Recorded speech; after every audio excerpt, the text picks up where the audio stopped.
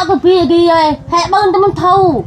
ba cái giác rồi bơn này bơn kia tao mình thâu này giết tay con hệ cật này bao chua bao cái nào tay con hệ cật này mà bao chu mà thằng hệ khô mìnhบ่ได้แล้วมันไม่เขาไม้แล้วของเขาแล้วมันบ่ได้แล้วมันบอกมันโคบ่ได้แล้วก็หลุดเขาคายเลย ตั้งใจทึกนี่ตามที่ไอ้ฟังนาง ตามเฮาเข้าใจห้องใจเฮาหั่นบ่อันนี้บ่ได้ว่าเข้าเบิ่งพี่เบิ่งพุ่นบ่ได้ออกหน้าออกน้องหั่นบ่ โดย หากเมียลาวหั่นอยาก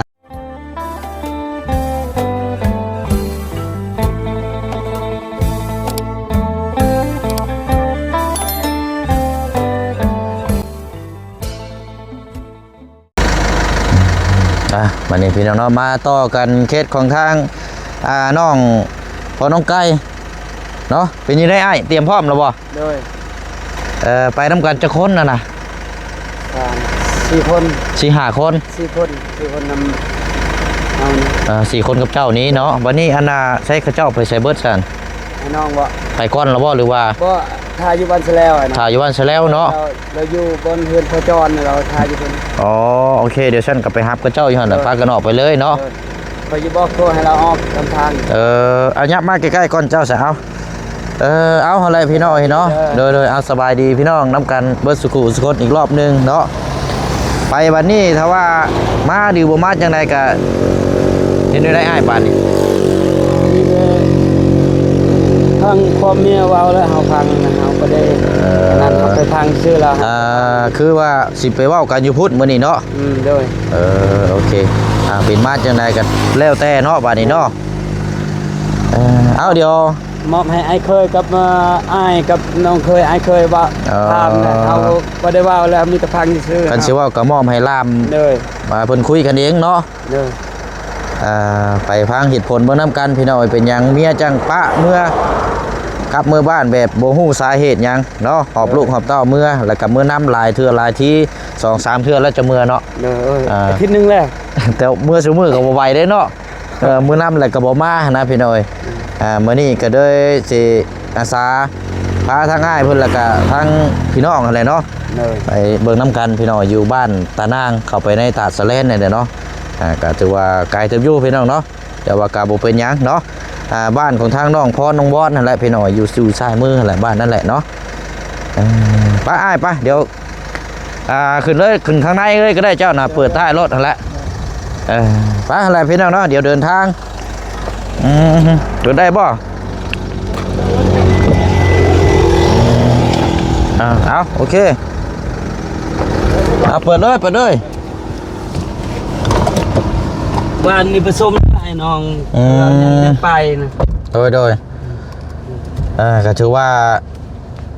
เป็นมือคุยกันวันนี้เนาะกินแล้วว่าข้าวเจ้ากินแล้วไอ้กินน้องกินแล้วบ่ข้าวนะเอายังอยู่จังนะฮะชีแวชื่อกินข้าวต้มขนมจักหน่อยพอละแล้วเวียกพอแล้วออกมาก็สิจะหากินข้าว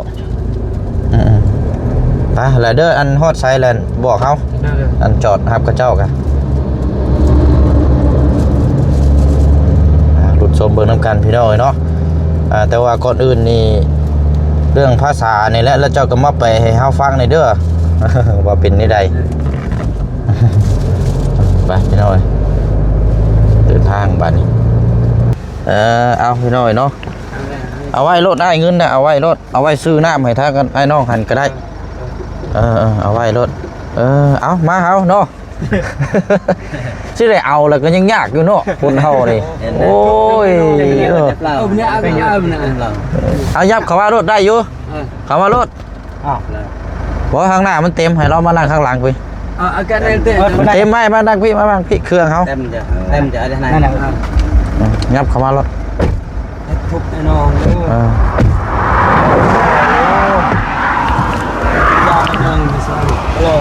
เอานับเอากันนับเข้ามาอีกเข้ามาอีกมาบันดงจอดก่อนมาบันดงจอดก่อนจอดชื่อน้ำกินซื้อเทียนโอเคเอาอะไร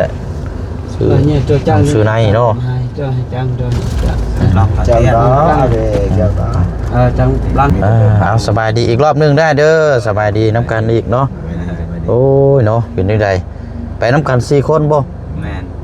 5กับอ้ายแล้วว่าไปก่อนหรือว่าคนนึงบ่ อันพอน้องเลี้ยงบ่ พอเลี้ยง อ๋อพอน้องเลี้ยงเนาะขี่รถจักรออกไปก่อนแล้วเนาะ แม่ทางเบิ่งจังน้อยนี่แหละ มันแต่เขาเว้าแล้ว ทางเวิร์กเนาะ มันแต่ทางไป ให้ เว้าแล้ว ให้แต่ทางนั้นแล้วเว้าเนาะ มีแต่ช่องผู้เมียแล้วช่องต่อช่องแล้วเว้า อืม เอามีแต่ฟังซื่อ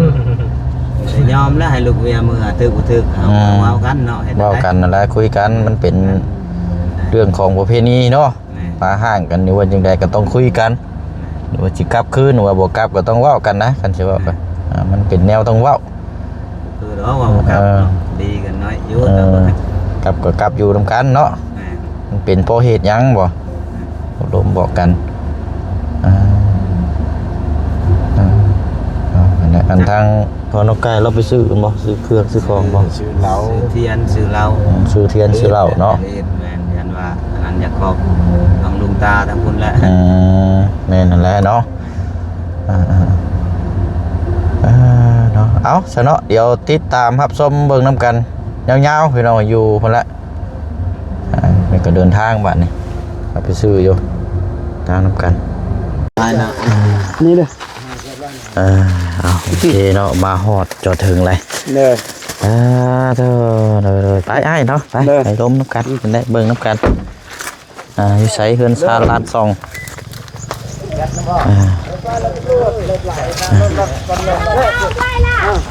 ไปน้องพรน้องวอนอยู่บ่มื้อนี้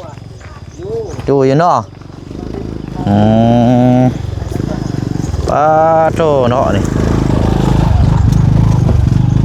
ตัวไหนพี่จำตัวไหน เอาจอดไว้แดดนี่แหละพี่น้อย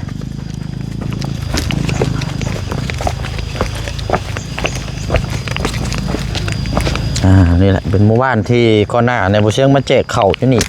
กระสอบนึงเนาะทางหมู่บ้านเพิ่นอยู่นี่แหละเป็นน้ำคลองเนาะก็เจ้าอาบน้ำอยู่นี่แหละพี่น้องน้ำแบบธรรมชาติ ตับประกอบไปสาวเนาะ แต่มาขอผู้สาวบ่ไม่ได้บาดนี่เนาะโอ้น้ำเย็นเลยนี่พี่น้องปึ๊บ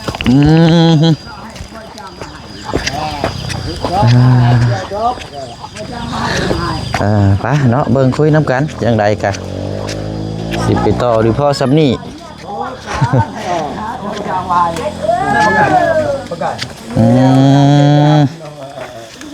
อันนี้เอาหมวดให้ ใช้อ้ายอยู่ใช้ พุ่นลูกลูก ใช้เมียเจ้าด้วยใช่ อยู่พุ่นคืออยู่พุ่นนะ อันไปคุยกันอยู่ใช้ อยู่นี่แหละ เอาไปเอาลูกกัน โดยไปเนาะ ขึ้นไม่เท่าเจ้าว่าหลังนี่นะ แม่นตัวนั้นน่ะเงินพอ มาคุยกันอยู่ขึ้นไม่เท่านี่เนาะโอ้ยเนาะหมักต้องกับโบเป็นหมักใหญ่เนาะจะได้เอามือต่ำใช้ เป็นแหละล่ะไปสิมันไม่ได้เงี้ยเลยว่าไม่ได้เงี้ยก็น่าได้เงิน ไปเนาะใช้โดยสบายดีโดย เดี๋ยวอันบ่ก็ไปช่วยให้แต่มาง่ายให้น้องเมีย ใช้น้องไก่ นี่มันใส่มือเด้อเดี๋ยวช่วยแต่มาให้เด้อให้น้องเมียเราจะซอยแต่หมู่บ้านซื้อนี่เฮาก็ยังข้าวเวียกก่อนเราจะไปมื้อนี้แหละนัดแล้ว โดยเอาหลวงพ่อจังหวะค่ายกันเนาะเอาไปเอามาอันเป็นนั่นเอานี่เนาะนั่นเนี่ยบ่เสียงเอาข้าวยังมาให้น้องบอลน้อง เห็น พ อยู่ รนั่นแห ฟั ละ งชื่อโทรศัพท์เห็นนึกใจเอาอันใส่มือเด้อ โดย đá ốc còn này ơi มีเบียร์จ้ะ đá ốc còn ฮะ lao đá ốc còn ăn được เราเคยกินขนม CI มาน้องมาเราอยู่นี่บ่ได้กินบ่ได้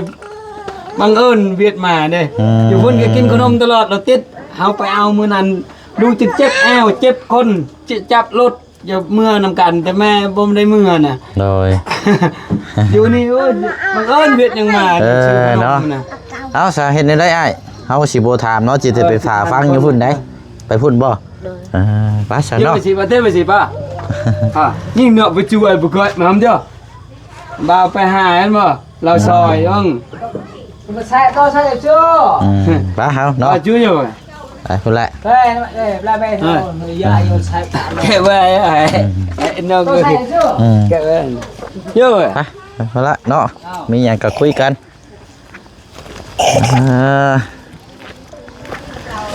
มีอยู่ 6-7 ครอบครัวอยู่นี่พี่น้อยอยู่แบบไฟฟ้าบ่ได้มีเด้อันนี้นะเจ้าก็อยู่ไปแบบนี้แหละพี่น้อยเนาะ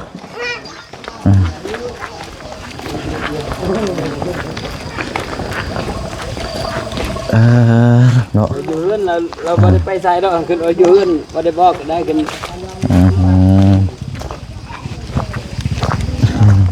คนอื่นทั้งบอนทั้งคอน ฮะ ทั้งหน้าเพิ่น แม่นเฮาจักอยู่นี่แหละ ลุงเรา ไป ตัวได้มาเขาบอกเลยให้เขาเบอร์8 โมงให้ไปหลายๆคนนะ8 โมงเนี่ยครับ8 โมงก็ตายอยู่บ้านฮอ ตายอยู่บ้านฮอ เขาเห็นรถบ่เสียนใช่มั้ย เลยก็มาฮอดนี่แหละนี่น่ะใช่เฮาไปใส่เราสินอนอยู่นี่อันนี้เนาะเบิ่งนี่2-3 มื้อนอนอยู่นี่เบิ่งเนาะฮ้อนแฮงเ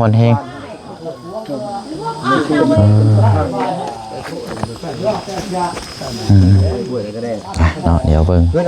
นำกันอันนี้เพื่อนไม่เท่าใหญ่อันนี้เนาะ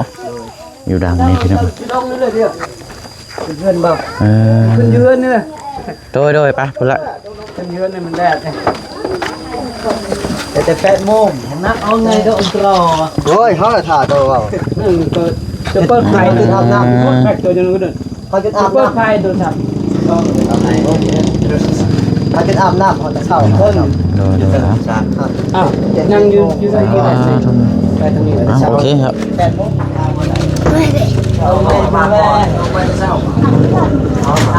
เดี๋ยวเบิ่งพูดคุยน้ำกัน viên cút nông này chưa bực gì đằng vạ bạ này vạ bạ gì không bây ta đằng chưa bảo chỗ này chú gì mà chú ăn pôn sẽ đầu và đằng mà lời về cuối là thuộc này nào hay chú vậy ca nhân tạ này nhân tạ vừa chú vậy bật ruột thuộc ca phải ao hay vừa chú vậy cái gì ở chú vậy hay ta mới vừa chú vậy này tăng tính năng hay tay tao hay rồi mà ba cái gì hay bơn ta muốn thâu ba cái giác ơi bên này bên kia tao mình thầu này giết tay con hay cắt này bao tuổi bao con tay con hay cắt này mà bao chu mà tăng hay lời phải hay tao mình cá phải bên xin này hay phải ai là cái giác vui hay phải giác phải vui này xin này ăn hay lá lời này kì mà vui kia ăn mà không hay lá lời phải đây mẹ ăn tao vui mà về của ăn tao xài mà lời mà bao chu mà đâm mà lặt ơi xin pi kia là phải mà đâm mà bay mà pi kia tao ơi về hồi là pi kia thì đâm chết mà không mà ông cho hay cái đạc bài muốn cái yêu lừa của mình đừng phi lại cái tạm không mà hay tăng phi kia một ngày nó hay phải ai ơi xin mà đừng còn cụ đạc cụ mà đâm vậy lát ơi mà cái đạc người là tây từ gây lâu cái đạc mới bắt lại cước của phải mà cái đạc cụ ăn đâm lát cả 10 lát là cụ tu cụ lát cụ là lát cụ tạ cụ bơm của phải mà từ gây lâu ăn mà cụ này chêm rồi ăn phi kia tao muốn rơi chêm một cái của phải thôn bưng mà cái đạc về bao nhiêu hẳn cái vị nông đành của tạ nhẹ nhiên hơi dù hay tại cái tên như nông đành cái đạc hay phải dù mà ta ngay đi hay bao ăn rồi còn cái đạc hay dù nằm chế trọ chế cản hay rồi chả ăn cái chảy bụng ăn hay tao không chảy bụng vậy mà lại mà con cuội nông trà chỉ nổi con đạc cho ruộng con nơi ruộng cuội ơi cha một lô chế cản chả mà này có chạy về bao giờ cứ ham vậy thế này ăn ham nữa bơm lại mà ta ngay đi hay phải vì cái nào con đạc hay như bài nè mà không mới tựa con cái đạc cũng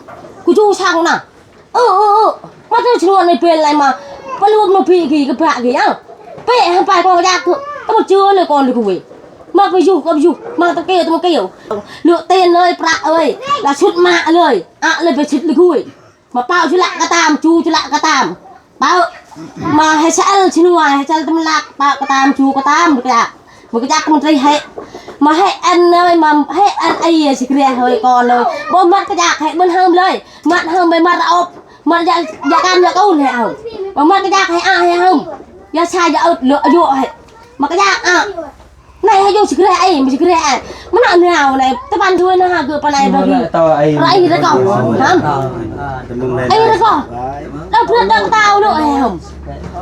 đúng không mà hệ này lời mà con hay ai ăn chỉ biết đông ràng lược giặc mà mất hay giặc hừng mà mất lau khi hừng hay lần này mọ này tao rồi mà cái giặc phải đành cô sao sao sao cái giặc đành mà coi mà cái giặc thường quyết dọn lên vui chứ nùa lên vui thành kỵ đâu tôi bao du chứ lại lắc kỳ lắc là cam ơi bạc này nhẹ ơi tay pi dọn cứ đừng bạc mới làm coi hồng mặt vào hồng mò mà giặc dọn giặc tay thì dọn cứ hồng mặt tao rồi tao muốn quyết nguyên mà quyết mà hồng mò ăn pi này ăn cứ bạc na dọn cứ mà mất cái giặc hồng thang lập nó lại là lập lẹ tay cái mày sao nhẹ vô gài nhẹ vô đất rồi gài thuốc cái đằng mía hay thuốc lọ lá con cái giặc chuối gài lời con cái giặc chuối ta chi đâu ấy ta hay ăn play lông ta thì chi này đâu ấy mà cái giặc lời phải ơi chi nó đâu cứ tập rồi mình nào đâu biết đạo tao lục của hồng mà hay rồi nó chùa luôn kia vậy rồi mình nào hơi ai lạ mật là ta hệ ăn phân ta thì hệ chi đâu ấy phân ta thì được chi nào ta na mình hẹn nhau rồi chi mía giờ cho xuống là vài cái giờ mặc sàn mặc này cái giờ ta tao bài nhà hết dụ chỉ luôn học kia vào tới học phết nước chặt nó bảo chặt nó bảo nè đấy này ฮาเป็นคนกลางได้เฮาในพิษอะไรถือก็พักกันคอยคุยกันเนาะคอยพิษคอยจาคอยว่ากันแล้ว ăn mà chi ấyพวกดังเมียให้ก่อนเกือบปลุกกรอบยันเลยบางอย่างไปช่วยอายุลุยแต่คนมาที่เราเจ้าอย่างเราอยู่ให้มาเราก็อยากแดงเอาเราเลยแบ่งอันเลยมันหาวเราเปรียบเราตาลุกของให้เอาวันตะบนเอาวันเรื่องในเลยให้ฉันลุกให้ชอบอยากตะบนนักตะบนทือเลยให้ ไปเนี้ยเดี๋ยวแม่จะบูไปcứ rực tiền lại gió màก็ปลาเตรียมปลาแล้วตะบนเลยดังไหนมุ้งไงไปเจ้าช่วยปลาละตามตะบนเกี่ยวเรื่องต่างคุยปลาอันไปนะตะบนขมก่อนคุยเนี่ยปลาละปลากุเลยมาคุยดึงชุละดึงบนเกี่ยวกับมวยมามุ้งไงมุ้งเอาไปเจ้าช่วยปลาละตาม phải chơi cứ bơi cứ con là mười hâmปลาเบิ้มมันไปฮัมเนี่ยตะบนปลาเลยเนี่ยใจชุกแรกอันไปฮัมเนี่ยเบิ้มใจชุกแรกอันไปบนเมย์จุ่มเลยมาจูตะไอ้ให้ตะบนอ้อมตะมันอ่ะไหนน่ะความเมื่อละกันไอ้ก้อนมาคุยละกันคุยไอ้ก้อนมาอันไปอันไปนะเมื่อตะใช้เจ้ามาเอาดูใช้เจ้ามาตะกาบัดวันไหนลองให้ไหนให้ในโถแต่บาร์กูเอาไอ้ชนวนให้ไตให้ไหนตะมาเลือกก็อยากแต่บาร์กูให้เจ้าใช้เจ้าจ่าเอาไอ้มือเปล่ามาอันไปนู้เช็คโม่มาเอาดูมาจูโถใช้เจ้ามาตะกาบัดอันไปอ้าวใช้เจ้าเมื่อมาประเทศหนาวใครเกิดกูไทยก่อนแต่มึงน่ะไอ้หนาวไทยหนาวมาอันมาไอ้ตรีมาโมยเจมก็อยากประเทศมาบ่ไม่เห็นมึงมาเรียนกุยเลยมวยในจ่าหิงน่ะเจ๊ชี้เจ๊โถตรีชัวร์ให้ตะบึนไอ้กี่ให้มาก้อนตะบึนน่ะไอ้บังให้จ่าให้ปัดให้จ่าให้แล้วก็อยากไอ้ตะกาเดี๋ยวกี่มาจูตะหลอกจูมันให้นับตะชักตะบองหลอกให้มั่งโจแล้วให้เนี่ยกูเลยช่วยชดตะดงเลยโจเลยกูเนี่ยcho tất cả chỉ có sạc mà thư sạc con một sạc này nhìn đấy thư con đấy rồi cứ nhẹ lọc làm chúng mình hé tay này bạn tạ xem kỷ luật tạ lùi đông bạc cổ tập lượng này ta một đôi tay tặng tên nào còn cái dạng mà tạ luộc này lương về cái lương mẹ hay tao ổn cái lương này rằng hay sọt ngày kỳ chu ta đành pon sẽ nào đành phê như vậy pon sẽ nào đành gì nàoให้เอพิโซดอะไรตะมาให้ไปไม่ไม่ก่อนกูช็อตกูปีไล่เจดีก็ไปบ้านนะให้มูตะมันเจาะไงไหนตะเนื่องมาหน่อยฮัมถึงเท่าเจาะดิจูแล้วสาวใช่ดิได้อยู่แล้วตะมันดึงก็น่ะต่อไปเอาไอ้เชี่ยวฮะได้อยู่ก็น่ะกูเองดึงได้อยู่เว้ยตายแล้วก็ยอมช็อตยอมบึงเอาไอ้nàyดึงได้ดึง ta thay ông mi cha rồi ông mi so cho mình nhộp là cự sẽ mình này là luôn ta thay luôn cả luôn bài con nào Luôn cái gì đâu. chốt lại cái mới án rồi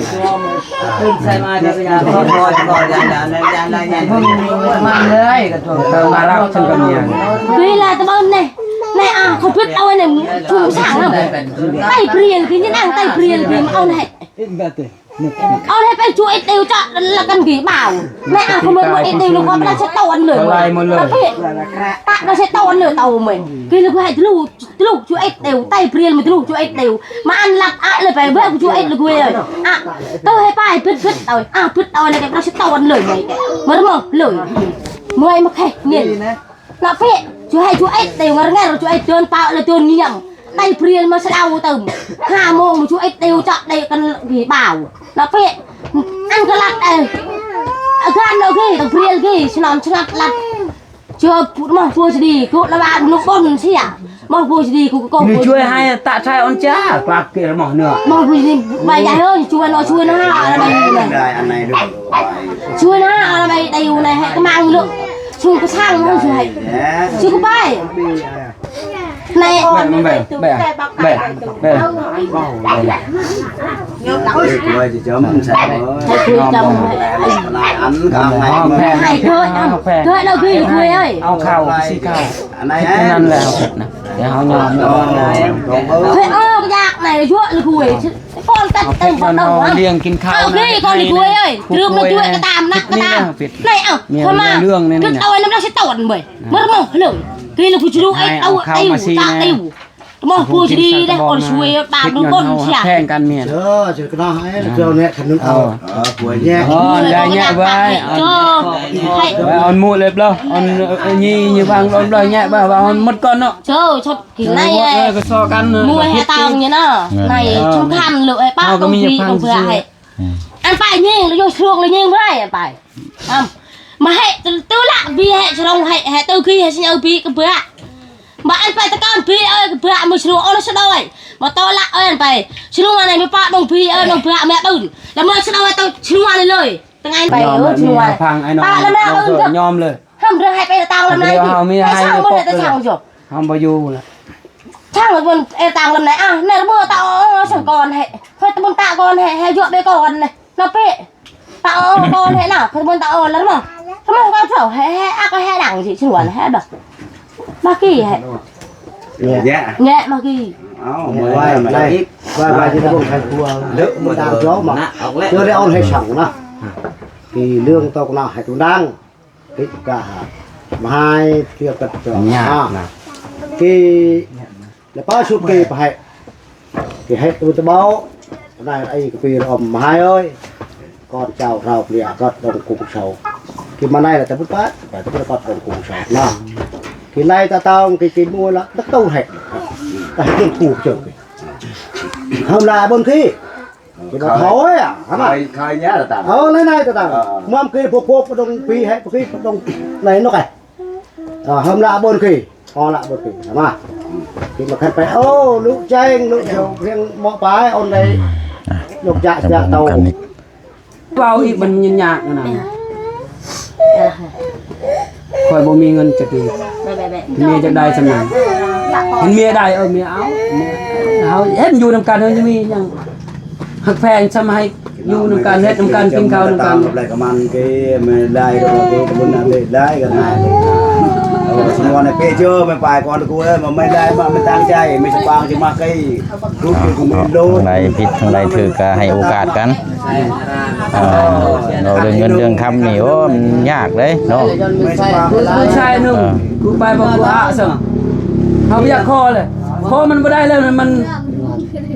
cái này แบบ là ใหม่เขาไม้แล้วของเขาแล้วมันบ่ได้แล้วแม่นบ่มันคอบ่ได้แล้วก็ลดเขาขายแล้ว เมียจะได้ซ้ำนี่แบบว่าคู่ มัน แข่ บ่ ง คือน่ะ เงินหาอันคนนึง เป็นไผก็จะได้ จะได้กับเขา แค่ในบ้าน ได้เธอเดียวมันเป็นเครื่องแบบที่หนึ่งก็ท่าต้นเอาว่าครั้งที่สองให้แบบจะได้กับ เขาเข้าใจเองเลยเป็นครอบครัวตอนนั้นน่ะ คือเลิกกันนี่ว่าบ่ได้หอดสมองก็เลิกอยู่นะน้องแม่นบอก แม่นแหละ แต่นี่ล่ะให้เป็นเจ้าเป็นสามเป็นครอบครัวครับทั้งเมียครับเป็นไปหากันยังได้ผัวทั้งเจ้าคือกันบ่แม่นว่าเจ้าปะได้บ่ได้เลยแม่นบ่คืออายเด้จะเป็นไปปะเป็นไปเอาเมียเลยแม่นบ่ lót จะมีเงินมีทำอะไรได้ทั้งเมียกันเข็ดมีเจ้ากันคือเก่าจะเอาตัวไม้มันกระตาไม่ได้บ่ส่วนเขาก็แพงลูกเขาไม่มูดขวดอะไรคือกันเอาเมียไม้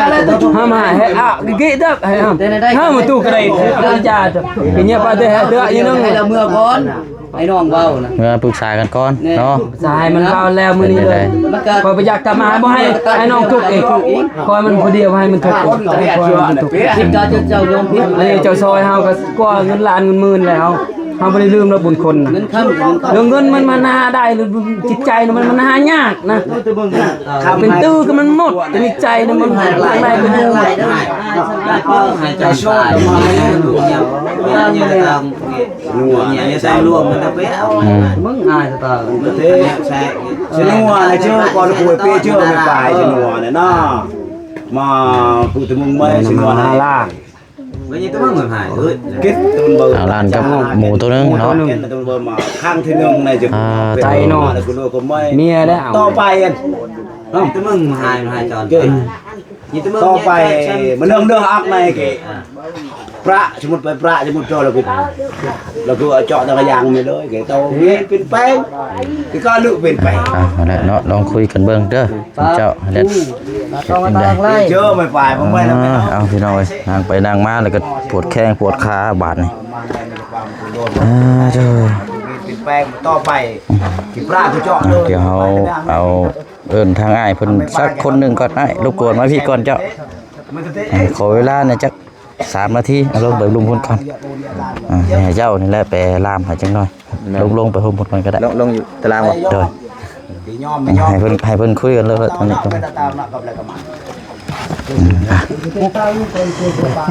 โตพี่น้องเอ้ยเนาะฟังกับแบบ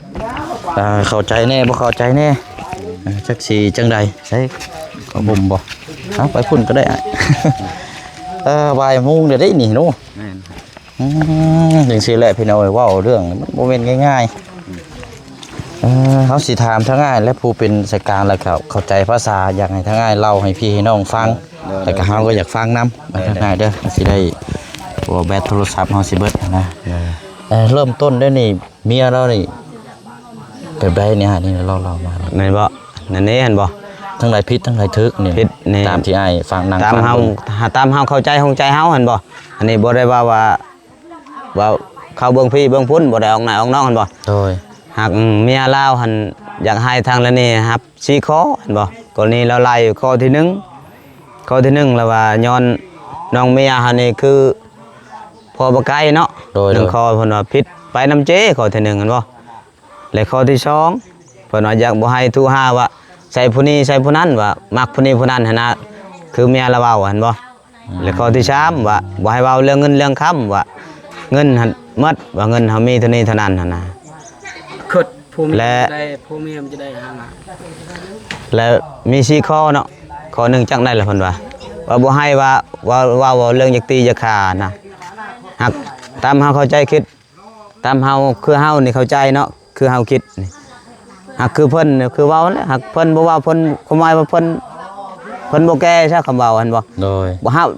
ฮาคิดว่าบ่คือดอกลาวสิตีสิฆ่าแม่ละเว้าหั่นในนั้นหากลาวบ่เป็นเว้าหั่นน่ะก็เลยมันยากๆหน่อยนึงหั่นนะคันคือเฮานี่เฮาอธิบายได้หั่นบ่คันเราตีเราจะฆ่าจะเราตีแล้วผ่านมาก็บ่เคยเราตีจักเทื่อนั่นก็ฆ่ากันหากคือว่าเฮาบ่เว้าแทนบ่อยากได้ โดยเอาเว้าตามที่ทั้ง แม่นตาม อ้าย ตาม เป็นคนกลางซะเนาะเฮา แม่ ก็ น นั่งฟังทั่วเฮานี่บ่เข้าใจภาษานะครับก็เลยเพราะว่าอยากมาเบิ่งก็คือว่าอยากให้พี่ให้น้องได้เข้าใจนํกันว่ามันเป็นแบบใดนะ แม่นและเมียลาวอยากได้เงิน5 ล้านอยากให้ขายกับหมู1โต อยากได้เงิน5 ล้านกับหมู แม่น หนึง อยา โต กได้น้ำพัวอยากให้ อยากได้ พัวผู้แค้น คือมาในครั้งนี้บ่ แม่นมาครั้งนี้ อยากให้ผัวผูกแขน5 ล้านกับหมูตัวนึง แม่นแล้วพอเท่าลาวบัดอยากได้เงินไปสั่งเงินห้างบ่1ห้างเงินตะกี้หั่นนะ แม่นเขาอยากได้และทางพวกเฮาคือแนะนำมานำกันนำลาวเนาะอยากให้เราเอาในนี้เนี่ยได้ดำใดดำเถื่ออยากให้เราขอเนาะ แม่นนั่นแห ขอ ละ ในนี้ว่าเงินคำเฮาบ่มีลูกละลุงตาเอ้ยเมียเอ้ยลูกเมียเอ้ยผิดพลาดเฮาเคยผิดพลาดนั่นบ่อยากให้ขอนั้นว่าหากมีครั้งต่อไปนี่คือว่าอยากคันว่าเฮาผิดเฮาเว้าอีก เฮาฮับเงินตอนจะให้แล้วว่านั้นหักลาวผลบ่เว้าบ่เป็นเว้าผลแล้วเว้าแต่จักว่าคันเฮาผิดอย่าให้ติดคุกมันบ่แม่นแน่มันนั่นความหมายว่าเรายังบ่เข้าใจเวียกตัวนี้นะแบบนั้นแน่นบ่ยากหน่อยนึง เขาก็ยืนกุมใจเพิ่นพี่น้อย แม่น เอาน้ำเข้าน้ำนึงเลย แท้จริงก็เราก็เฮ็ดให้เฮ็ดชวนอยู่บ่แม่นว่าหยองเราดอกเราบ่เข้าใจอันนั้นตัวนี้เรา บ่เข้าใจในหลักการในครอบครัว บ่เข้าใจในหลักงานแม่นๆเข้าใจหลักการในครอบครัวไว้ ยากเว้ากันจาเนาะ แม่น คนเฮานี่ขยันครอบครัวเบิดได้แต่ว่าถ้าเว้าบ่เป็นมันก็เรียบร้อยอีก เรียบร้อยอีกนั่นแหละแล้วเฮาเฮ็ดนักทำได้แม่นแหละถ้าให้เฮาชำได้ก็เฮาบ่เข้าใจในครอบครัวก็คือเว้าหั่นแหละ สรุปแล้วนี่เมียเรามาพี่นี่คือเหตุผลนี่4ข้อนี่บ่ เราเอาหางร้ายหางอันหลักๆนั่น4ข้อนี่แหละ หลักๆนี่คือ4ข้อก็คือ1นี่อันที่ว่าเกี่ยวกับเจ้ ไปกับเจ๊แม่น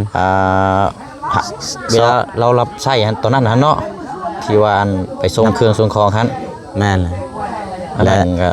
มันก็บ่ได้มีหยังอันนั้นก็เนาะ บ่ได้มีหยังนั่น แล้วก็เพิ่นใช้เพิ่นก็เอาเงินให้เนาะ แม่นล่ะใส่น้ำมัน แย่งกันค่าน้ำมันเราได้เงินมาแล้วก็ให้ทางครอบครัวคือเก่า แม่นให้ซื้อขนมซื้ออาหารบางเทื่อก็ซื้อลาบซื้อหยังให้ตอนลูกร้านนั้นหั่นน่ะหักเขาคิดว่าคันว่าใจเฮานี่สำนี้มันเคยผิดพลาดได้เนาะ มันเป็นเรื่องธรรมชาติไม่แต่ว่าหั่นแหละคือยังบ่ทันได้ตกแตกวันนี้เลยเนาะยังได้ตกแตกว่าสิเอาจังไดต่อพี่น้อง ยังแม่น มีแต่คุยกัน มีอะไรมีแต่เฮาจะว่าให้เรานี่คุยกันเติมมีแต่เฮาจะบอกเราว่าให้อย่างเฮาคือใจเฮาอย่าเว้าคือเว้าเมื่อกี้นี่แหละอันว่าจะว่าเห็นได้ก็ขอน้ำลูกน้ำเมียแหละเทินอันนั้นแหละเห็นได้คันเฮาเว้าไล่มันบ่ถือ ว่าเงินเนาะ แม่น หาใช้เถื่อสิได้5ล้าน แม่น หมูซื้อไก่อีก มื้อนึงอันนั้นสองมาก็เทื่อหน้าก็มันยังเป็นอีกแหละคันเฮาเคยได้อันนั้นว่าตามนั้น ประมาณยังบ่ทันได้ตกแตกกันว่าสิเอาจังไดเนาะ แม่น เดี๋ยวให้เพิ่นคุยกันก่อนซะเนาะมีแต่ว่าเฮาสิพุ่นแหละรอบหน้าคลิปหน้าพุ่นแหละเดี๋ยวจังมาแจ้งพี่แจ้งน้องนํกันเพราะว่าโทรศัพท์มันก็ฮอดแน่โอ้เอาเดี๋ยวคุยนํกันได้เด้อจังว่าแล้วก็สิเอาจังไดต่อเฮาก็เมื่อได้บัดนี้เนาะนั่นแหละอันให้คำอธิบายบอกทางอ้ายเรานำอยากอธิบาย เราก็บ่ได้เข้าแล้วอาจจะบ่เข้าในหลักการใน หลักการครอบครัว ครอบครัวเนาะคือเฮาว่าเนี่ยตั้ง คันเราถึกหลักการนี่บางเทื่อแม่เราก็บางเทื่อเมื่ออายุบ่ว่าดอกว่าเงินสำนี้สำนั้นตามเฮาใจเฮาคิดเบิ่งนั่น โดยแต่ว่าตอนนี้สิเมื่อหรือบ่เมื่อนี่ยังบ่ฮู้ตอนนี้ ยังบ่ฮู้แม่น ยังคุยกันอยู่เนาะ แม่น เอาป้าสะอ้ายเด้อคันจังไดเฮาสิรอถ่ายอยู่นี่ได้เด้อ เด้อ ป้าอยู่หรือบ่อยู่จังไดก็อันนี้ก็จังน้อยเนาะป้าเนาะพี่น้อยพี่น้องเนาะทางพอน้องไก่ก็สายหัวจังซี่เลยพี่น้อยเข้าน้ำ2-3 รอบเลยพี่น้องเนาะเสื้อผ้าหน้าแพรก็จนเปียกไปเลยแล้วก็ก็คือบ่ได้มีหยังมากมายหรอกพี่น้องเนาะเรื่องเข้าใจผิดกันคือเมียบ่พอใจก็แม่นนึงเรื่องเกี่ยวกับพอน้องไก่นี่เฮ็ดวิเหตุงานกับ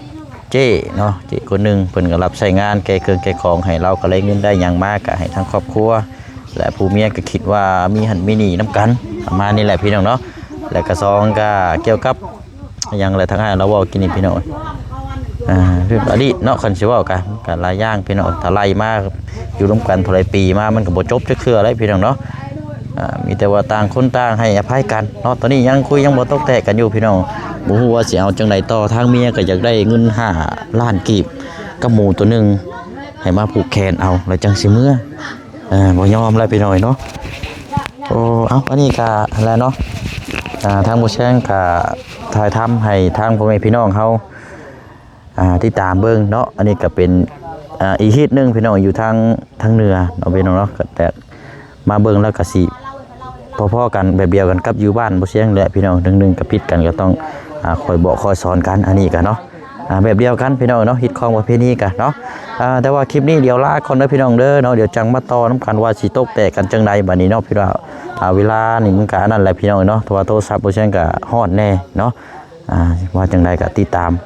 เป็นกำลังใจให้ทั้ง2ฝ่ายเนาะครับหาสู้กันครอบครัวเนาะพี่น้องเนาะ บ๊ายบายเด้อพี่น้องเด้อเนาะคลิปนี้สบายดีนำการเบิดสุขุสุคนพี่น้องเนาะอยู่ที่บ้านตารางเนาะมื้อนี้ก็